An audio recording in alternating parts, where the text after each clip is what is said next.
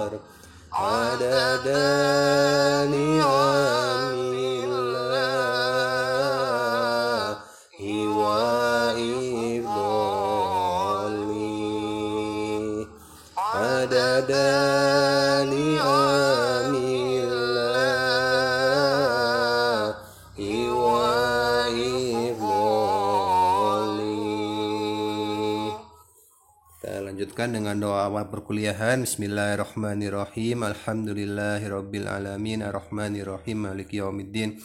Iyyaka na'budu wa iyyaka nasta'in ihdinas siratal mustaqim siratal ladzina an'amta 'alaihim ghairil maghdubi 'alaihim waladdallin amin. Bismillahirrahmanirrahim.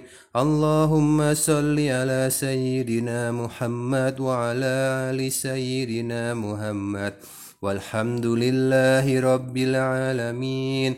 Allahumma akhrijna min zulumatil wahmi wa akrimna binuril fahmi waftah lana abwabal ilmi wa zayyinna bil akhlaqil hasani. Rabbi zidni ilman nafi'a wa rizqan wasi'a halalan thayyiban mubaraka waj'alna min ibadikas sholihin birahmatika ya arhamar rahimin.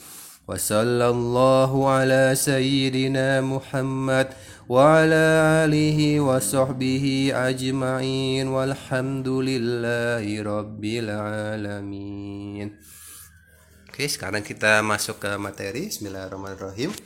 Hari ini akan ada beberapa hal yang kita bahas, kita kaji, kita diskusikan, yaitu pertama mengenai pandangan ilmu sosial dalam agama kita, agama Islam. Kemudian kedua, ilmu-ilmu sosial yang bernuansa Islami. Kemudian poin ketiga yaitu peranan ilmu sosial dalam era globalisasi saat ini atau yang dikatakan era 4.0. Ya. Pertama kita bahas di sini yaitu ilmu sosial dalam pandangan agama kita, agama Islam. Kita bisa lihat di sini beberapa poin bahwasanya dikatakan ilmu selalu berkaitan dengan pengetahuan. Kemudian dalam segi bahasa ilmu berarti jelas dalam arti prosesnya maupun objeknya. Jadi yang dikatakan sebagai sebuah ilmu itu tidak terbentuk dengan hal yang mudah. Ada proses panjangnya, ada beberapa kali ujinya, uji labnya istilahnya kalau dalam ilmu sains dan sebagainya. Jadi kalau kita lihat yang namanya ilmu selalu berkaitan dengan pengetahuan, yaitu ilmu pengetahuan. Kemudian dalam agama kita, agama Islam, ilmu identik dengan beberapa kata, beberapa istilah. Ada yang disebut sebagai ma'rifah. Kemudian disebut juga dalam kajian fikih, disebut juga sebagai hikmah, disebut juga sebagai syu'ur dan beberapa istilah lainnya.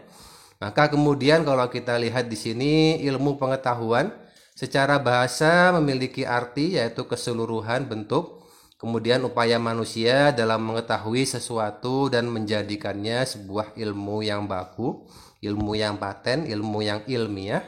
Maka kalau kita lihat ilmu pengetahuan hanya bisa diciptakan, hanya bisa ditemukan oleh manusia, karena hanya manusia yang diberikan akal oleh Allah. Hewan tidak punya akal, tumbuhan tidak punya akal, malaikat tidak punya akal, setan pun tidak punya akal, ya. Maka dikatakan ilmu pengetahuan selalu identik dengan upaya manusia dalam menciptakan sesuatu, invention sesuatu, memperbarui sesuatu dan sebagainya. Oke. Kemudian kita lihat ilmu pengetahuan dalam kajian agama kita, agama Islam. Kita bisa lihat ilmu dalam pandangan Islam memiliki kedudukan yang sangat penting dan sentral. Kita ambil contoh surat pertama yang diturunkan oleh Allah kepada Rasulullah kita, Nabi Muhammad kita, yaitu Al-Alaq, Iqra bismi rabbikal ladzi khalaq. Bahwasanya Rasulullah dan kita semua diminta untuk membaca, karena dengan membaca kita bisa mengetahui, dengan mengetahui kita bisa memahami, maka disitulah ilmu muncul. Kemudian dalam beberapa sumber agama, sumber Islam, yaitu kalau kita lihat sumber Islam dalam Al-Quran, dalam hadis Rasulullah, disebutkan ilmu adalah keistimewaan pada manusia yang menyebabkan manusia itu menjadi makhluk Allah yang paling sempurna, yang paling paripurna, yang paling unggul dibandingkan makhluk yang lain, maupun sesama manusia pun begitu. Jadi Allah mengatakan manusia yang memiliki ilmu lebih banyak, maka manusia itu dikatakan lebih unggul dari manusia yang lain. Maka kita bisa lihat dalam beberapa kajian, ambil contoh di sini dari Quran surat Al-Mujadilah ayat 11, dikatakan orang yang berilmu memiliki derajat yang tinggi di sisi Allah. Kemudian At-Taubah ayat 122, bahwasanya mencari ilmu itu pahalanya sangat besar. Kemudian dalam hadis riwayat Muslim dikatakan bahwasanya para mahasiswa, para murid, para pelajar, para pencari ilmu itu selalu dinaungi malaikat dalam kehidupannya. Kemudian dalam hadis yang lain, hadis riwayat Bukhari, dikatakan bahwasanya mencari ilmu adalah kebaikan yang berlipat ganda. Kemudian kita bisa pahami lagi bahwasanya ilmu bermanfaat adalah pahala yang tidak pernah putus. Jadi ada 3 poin: pahala yang tidak pernah putus, amal jariah, doa anak soleh, dan ilmu yang bermanfaat, ya. Kemudian kita lihat lagi ilmu sosial, jadi ilmu kita, ilmu ekonomi kita, ilmu perbankan syariah kita, itu pada intinya adalah ilmu sosial, karena kajiannya selalu berkaitan dengan hubungan sosial, hubungan muamalah, hubungan manusia dengan manusia yang lain. Maka kita lihat di sini beberapa poin. Pertama, ilmu sosial adalah ilmu yang berkaitan dengan manusia dan hubungan sosial yang terjadi antara manusia dengan manusia yang lain, atau dikatakan dalam kajian kita sebagai hukum muamalah. Kemudian kedua, Islam sangat menekankan pentingnya kajian mengenai manusia, karena manusia sebagai hamba Allah akan selalu berkaitan, akan selalu berhubungan, akan selalu punya interaksi dengan manusia lain dalam kehidupannya. Maka kalau kita lihat dalam beberapa kajian Al-Quran sudah jelas, ya ayyuhallazina amanu, dalam beberapa surat Al-Quran surat Madaniyah, kemudian dikatakan ya ayyuhan nas, bahwasanya kita manusia dikatakan beriman jika apa, kemudian dikatakan ya ayyuhan nas pada seluruh manusia. Jadi dikaji di sini kepada seluruh manusia dan dikaji juga kepada hanya orang-orang yang beriman dalam Quran surat Madaniyah, beberapa surat Madaniyah, ya. Ya ayyuhallazina amanu.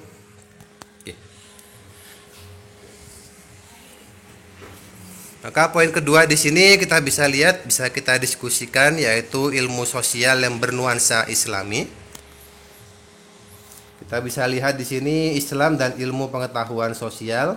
Dalam pengembangan ilmu dan hubungan sosial, Islam dapat dikatakan sebagai pemandu dan penyatu. Pertama, pemandu dalam artian segala perintah yang harus dilakukan manusia dan larangan yang harus ditinggalkan manusia itu ada semua dalam sumber-sumber Islam. Jadi ambil contoh dalam ekonomi syariah kita, dalam perbankan syariah kita, sudah jelas kita sangat diharamkan dengan namanya riba, maisir, dan goror. Ini nanti apa kemudian dijelaskan juga ekonomi Islam akan bertumbuh ketika ziswaf itu berjalan. Jadi ada poin zakat, infak, sedekah, dan wakaf. Tidak saya jelaskan hari ini, nanti insya Allah kajian ini ada di semester 2 dasar ekonomi Islam, ya. Kemudian poin kedua yaitu bahwasanya Islam juga dikatakan sebagai penyatu. Dalam artian Islam dapat memadukan antara wahyu dan rakyu, yaitu akal pikiran manusia dengan wahyu Allah yang ada di Al-Quran, kemudian yang ada di hadis-hadis Rasulullah. Kemudian antara imtak, iman dan takwa dengan iptek. Jadi kita bisa lihat beberapa saintis, beberapa ilmuwan juga istilahnya secara keimanannya juga sangat baik. Mungkin sebelum dia bekerja, sebelum dia melakukan sebuah riset, sebelum dia melakukan sebuah penelitian, dia sholat sunnah dulu, mungkin dia ibadah puasa dulu dan sebagainya, gitu ya. Maka dikatakan orang-orang itu juga kemudian ketika imtaknya meningkat, hasil penelitiannya juga semakin baik. Itu ada beberapa saintis seperti itu. Kemudian kita bisa lihat poin kedua di sini yaitu klasifikasi ilmu menurut para ulama Islam. Pertama kita bisa lihat di sini dari Syekh Waliullah mengklasifikasikan ilmu menjadi 3 poin, menjadi 3 hal. Yang pertama yaitu ilmu al-manqulat adalah semua ilmu agama yang disimpulkan atau mengacu kepada tafsir, kepada usul tafsir, kepada hadis dan hadis Rasulullah. Dikatakan al-manqulat. Jadi apa yang ada di Al-Quran, apa yang ada di hadis Rasulullah itu yang dikaji, yaitu dikatakan ilmu al-manqulat. Kemudian ilmu al-ma'qulat yaitu semua ilmu di mana akal pikiran memegang peranan penting. Jadi ambil contoh kita bisa lihat seperti ilmu seperti mungkin mikroskop, teleskop dan sebagainya, yaitu ilmu-ilmu yang ditemukan oleh manusia, hasil ciptaan manusia, itu dikatakan sebagai al-ma'qulat. Kemudian ketiga yaitu al-maksyufat adalah ilmu yang diterima langsung dari sumber ilahi tanpa keterlibatan indera maupun pikiran spekulatif. Jadi ambil contoh paling nyata dalam al-maksyufat ini yaitu Al-Quran kita. Bahwasanya Al-Quran diturunkan langsung oleh Allah kepada Rasulullah kita tanpa keterlibatan indera maupun pikiran spekulatif, semuanya murni dari Allah, gitu ya. Kemudian kita lihat lagi Al-Ghazali, Imam Al-Ghazali di dalam kitabnya Ihya Ulumuddin sudah mengklasifikasikan beberapa konsep ilmu dalam 2 kelompok. Yang pertama ilmu fardu ain dan kedua ilmu fardu kifayah. Kemudian beliau juga menyatakan pengertian ilmu ini sebagai berikut. Pertama, ilmu fardu ain yaitu dikatakan sebagai ilmu mengenai cara amal perbuatan yang wajib. Maka orang yang mengetahui ilmu ini dan waktu wajibnya berarti dia sudah memahami ilmu fardu ain. Kemudian ada ilmu fardu kifayah yaitu tiap-tiap ilmu yang tidak dapat dikesampingkan dalam menegakkan urusan duniawi. Mungkin ambil contoh paling sederhana yang paling kelihatan dari konteks ini, yaitu kita bisa lihat bahwasanya pendidikan di Indonesia juga dibagi dalam beberapa jenjang. Jadi ada namanya jenjang TK, ada SD, ada SMP, ada SMA, ada perguruan tinggi. Semakin naik tingkatannya, semakin naik jenjangnya, maka ilmu yang diajarkan juga semakin kompleks, semakin banyak, semakin sulit. Kita ambil contoh ketika masih kecil, mungkin yang paling penting kita belajar sholat dulu, bagaimana cara wudhu yang benar, bagaimana cara sholat yang benar, bagaimana cara membaca Al-Quran yang benar, bagaimana cara puasa, itu disebut sebagai ilmu fardu ain. Kemudian di sekolah kita juga belajar matematika, belajar sejarah, belajar ekonomi, itu dikatakan sebagai ilmu fardu kifayah, ilmu yang dikatakan penting dalam urusan duniawi. Jadi ada ilmu fardu ain, ada ilmu fardu kifayah ini. Lebih jauh Al-Ghazali menjelaskan bahwa yang dimaksudkan dengan ilmu fardu ain adalah ilmu agama dengan segala cabangnya, dengan segala turunannya, seperti halnya yang ada di rukun Islam, seperti sholawat, seperti syahadat, sholat, puasa, haji, dan zakat. Sementara itu yang termasuk dalam ilmu yang menuntutnya atau fardu kifayah tadi ada beberapa hal seperti ilmu ekonomi, ilmu kedokteran, ilmu pertanian, ilmu politik dan sebagainya. Yang mana ilmu-ilmu ini juga penting, juga memiliki kemaslahatan, bahwasanya ilmu ini akan menjadi usaha untuk menegakkan urusan dunia. Itu ya. Oke. Maka kita lihat di sini pada dasarnya semua ilmu berasal dari Allah. Karena yang kita yakini, kita imani manusia punya akal, itu adalah karunia dari Allah. Namun kemudian ilmu juga dapat dibedakan menjadi 2 lagi, yaitu ada ilmu kauliyah dan ada ilmu kauniyah. Ilmu kauliyah di sini yaitu yang ada di Al-Quran dan hadis Rasulullah. bahwasanya bentuknya berupa wahyu yang disampaikan secara berstruktur karena tidak langsung disampaikan secara utuh kepada manusia, tetapi melalui perantara malaikat kepada Rasulullah kita, pada Nabi Muhammad kita, untuk kemudian disampaikan kepada seluruh umat manusia, umat Islam di seluruh penjuru dunia. Itu adalah ilmu kauliyah. Jadi apa yang ada di Al-Quran dari Al-Fatihah sampai An-Nas, kemudian yang ada di hadis-hadis Rasulullah, itu dikatakan ilmu kauliyah. Kemudian kedua ada ilmu kauniyah, yaitu apa yang ada di alam semesta dan konteks manusia. Bentuknya berupa ilham yang disampaikan kepada manusia secara mandiri, dengan syarat ia mau mengadakan pengamatan dan penalaran pada ayat-ayat Al-Quran yang ada di alam, sehingga ia dapat menemukan tanda-tanda kekuasaan Allah. Jadi seperti yang pernah kita bahas di pertemuan kedua yang lalu, bahwasanya banyak juga orang-orang yang awalnya dia ini orang agama non muslim, kemudian dia mempelajari Islam, dia mempelajari Al-Quran, dia mempelajari hadis Rasulullah. Tujuan awalnya untuk mencari kelemahan. Jadi ketika kelemahannya didapatkan, maka dia bisa mengajak orang Islam menjadi kafir, menjadi pindah ke agama mereka. Tapi yang terjadi karena kita lihat dalam Al-Quran tidak ada celahnya, semuanya begitu sempurna. Yang terjadi kemudian banyak sebaliknya, orang-orang tadi yang bukannya dia mengajak umat kita untuk masuk ke agamanya, tapi justru dia yang menjadi mu'alaf, menjadi seiman dengan kita saat ini, gitu ya. Kita ambil contoh, mungkin ada beberapa hal di Al-Quran itu yang baru ditemukan saat ini. Mungkin ada juga beberapa ayat seperti mungkin nanti bisa dicari di internet, di Google, di YouTube. Ada kajian mengenai bahwasanya di Al-Quran disebutkan ada laut. Jadi ada di sebuah titik di lautan, bahwasanya di sebelah timurnya airnya tawar, di sebelah baratnya airnya asin. Itu baru ketemu di sekitar 10 sampai 20 tahun yang lalu di sekitar laut Mediteran. Jadi apa yang dituliskan di Al-Quran itu sudah pasti sempurna adanya, sudah pasti benar adanya, gitu ya. Oke. Maka pada intinya kedua ilmu ini saling menguatkan satu sama lain. Kauniyah menjadi bukti yang mendukung kebenaran kauliyah. Sebaliknya kauliyah adalah petunjuk untuk menemukan fakta empiris ilmu kauniyah. Pada akhirnya dengan mempelajari ilmu kauliyah, maka pengenalan seseorang kepada pencipta, kepada Allah Subhanahu wa taala akan menjadi tepat, menjadi akurat. Dan dengan mempelajari kauniyahnya, maka pengenalan seseorang terhadap Allah akan menjadi meluas dan mendalam. Jadi kita ambil contoh, sekarang banyak juga kajian-kajian ekonomi syariah, kajian perbankan syariah yang mengambil dari Al-Quran. Jadi disebutkan dalam Al-Quran pelarangan tentang riba, kemudian dikaji lebih lanjut secara makronya, secara moneternya, terbukti bahwasanya ekonomi syariah tanpa riba itu akan berjalan dengan sangat baik, gitu ya. Itu contohnya. Jadi kauniyah dan kauliyah ini saling berkaitan satu dengan yang lain, saling menguatkan satu dengan yang lain. Maka dengan berpegang kepada kedua ilmu ini, manusia akan menjalankan tugasnya, akan menjalankan kewajibannya di bumi dengan lebih baik, sehingga tercapailah kehidupan yang al-falah, yaitu bahagia di dunia sampai di akhirat nanti. Amin ya. Adapun beberapa macam ilmu yang lahir, jadi beberapa contoh ilmu sosial yang memiliki nilai dasar keislaman. Ada ilmu filsafat, ada ilmu eksakta, ilmu sosial sendiri yaitu ekonomi, politik dan sebagainya.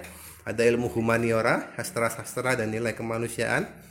Maka pada intinya sesuatu dikatakan sebuah ilmu. Jadi dikatakan hal ini adalah ilmu apabila ada beberapa syaratnya. Pertama, dia memiliki objek yang spesifik. Jadi ilmu ini membahas mengenai objek tertentu.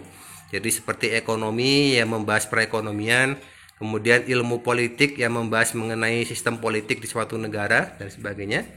Kemudian ilmu tadi disebut sebuah ilmu apabila disusun secara sistematis.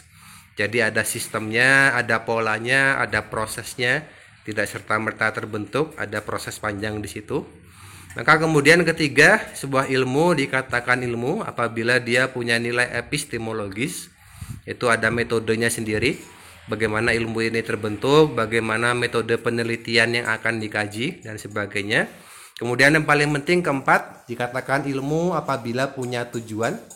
Jadi kita lihat ilmu ekonomi syariah, ilmu perbankan syariah juga punya tujuan jelas, bahwasanya ekonomi akan berjalan dengan baik, Ekonomi masyarakat, ekonomi umat berjalan dengan baik tanpa adanya riba dan adanya proses ziswaf yang berjalan dengan baik gitu ya. Oke. Terakhir di sini yang kita bahas yaitu peranan Islam dalam era globalisasi. Pertama kita lihat globalisasi, yang paling gampang kita lihat di Google aja. Di Google sudah banyak kajiannya. Pertama dikatakan globalisasi adalah proses integrasi internasional yang terjadi karena pertukaran pandangan dunia, pertukaran produk, pertukaran pemikiran, aspek budaya dan lain sebagainya. Maka kemudian globalisasi ini akan sangat mempengaruhi, kemudian juga dipengaruhi oleh bisnis dan tata kerja, perekonomian, sumber sosial, budaya dan lingkungan alam. Maka kita bisa lihat globalisasi dalam kajian barat dan kajian Islam. Dalam kajian barat pada intinya globalisasi adalah kemajuan teknologi yang sangat pesat sehingga kemudian keberlangsungan kehidupan menjadi serba cepat yang pada akhirnya manusia terlena dan bergesernya paradigma kehidupan. Kemudian kita bisa lihat Islam memandang globalisasi dalam pandangan Islam yaitu universalisme yang memiliki misi persamaan kemanusiaan, prinsip egalitarisme, nilai-nilai keadilan, kemanusiaan, dan tetap berpegang pada prinsip budaya yang benar.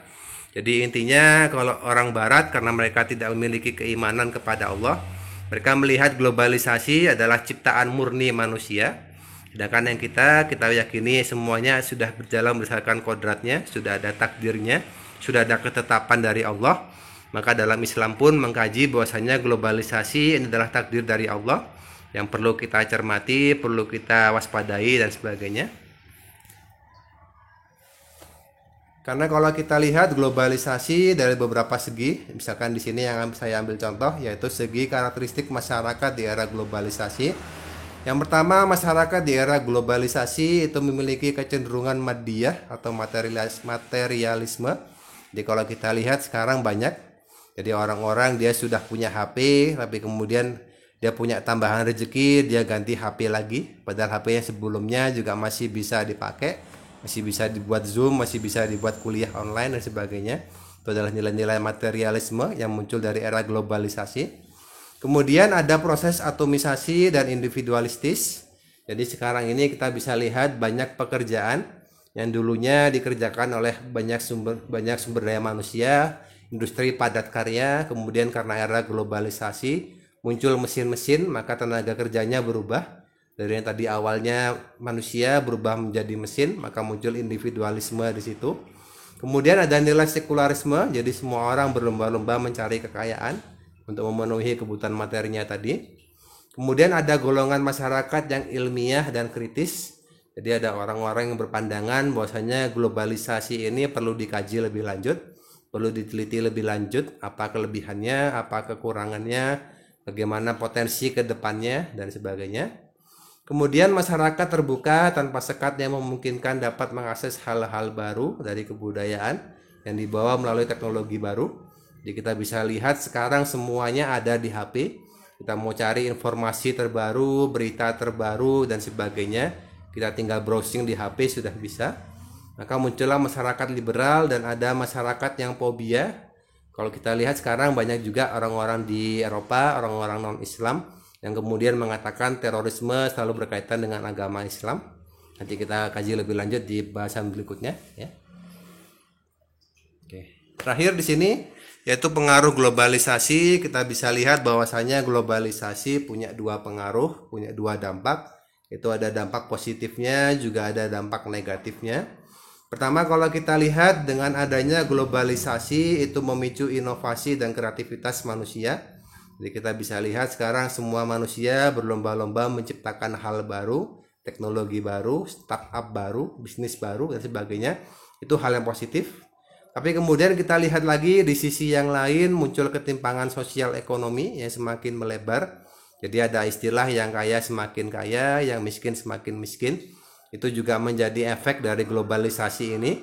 Karena tadi kalau kita lihat akses terhadap teknologi tidak dimiliki semua orang.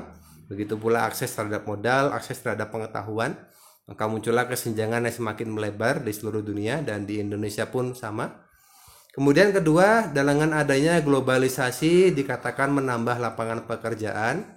karena segi pekerjaannya juga semakin bertambah. Jadi hal-hal yang dulu bukan menjadi pekerjaan sekarang menjadi pekerjaan. Ambil contoh mungkin seperti endorser di Instagram, di YouTube, YouTuber. Itu kan hal-hal yang dulu sekitar 10 tahun yang lalu, 20 tahun yang lalu itu belum ada.